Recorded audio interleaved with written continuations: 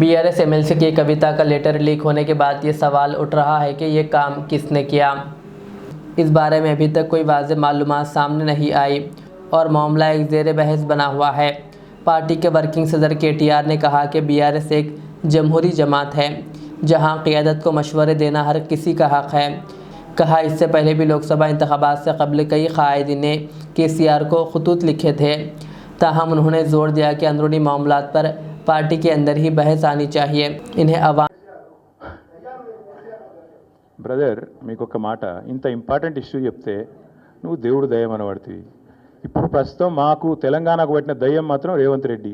ఆ రేవంత్ రెడ్డి అనే దయ్యాన్ని ఎట్లా వదిలించాలా అనేది మా తాపత్రయం.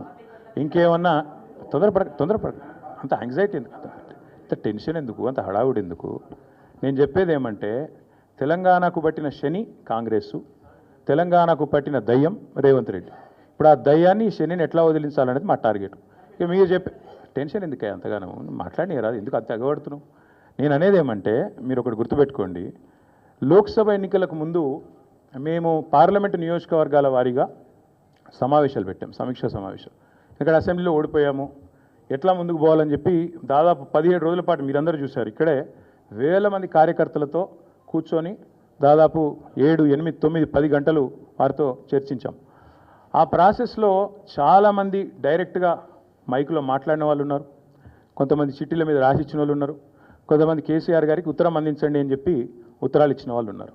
కాబట్టి మా పార్టీలో we encourage open culture, democracy కాబట్టి, డెమోక్రాటిక్ పార్టీ కాబట్టి, ప్రజాస్వామిక స్ఫూర్తి ఉన్న పార్టీ కాబట్టి మా పార్టీ అధ్యక్షుల వారికి ఎవరైనా సూచనలు చేయాలనుకుంటే ఉత్తరాలు రాయొచ్చు. అదేదో చాలా గొప్ప విషయం అన్నట్టు మీరందరూ అంత బాధపడిపోవాల్సిన అవసరం ఏం లేదు.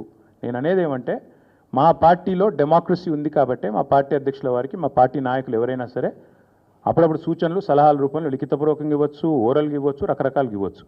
అట్లాగే నేను ఒక మాట మాత్రం చెప్తాను, మనం ఎవరైనా సరే పార్టీలో ఏ హోదాలో ఉన్నా కొన్ని విషయాలు అంతర్గతంగా మాట్లాడాల్సిన విషయాలు అంతర్గతంగా మాట్లాడితేనే బాగుంటుంది. పార్టీ ఫోరమ్స్ ఉన్నాయి, అధ్యక్షుల వారితో కలిసే అవకాశం ఉంది, లేదా ఆఫీస్ బేరర్స్ ఉన్నారు, కలిసి చెప్పుకునే అవకాశం ఉంది. కాబట్టి అంతర్గతంగానే కొన్ని విషయాలు మాట్లాడితే బాగుంటుంది. అది అందరికీ వర్తిస్తుంది, వీళ్ళకి వాళ్ళకని కాదు, అందరికీ వర్తిస్తుంది.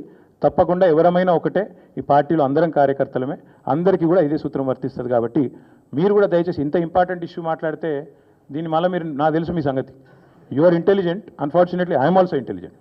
కాబట్టి నేనేమంటానంటే మీరు ఏం పెడతారో, మీరు ఏం హెడ్డింగ్ పెడతారో తెల్లారు నాకు తెలుసు, మీ బాధలు కూడా నాకు తెలుసు, మీ మేనేజ్మెంట్లోకి ఉండే అవస్థలు నాకు తెలుసు, రేవంత్ రెడ్డి గారి ఒత్తిళ్లు తెలుసు.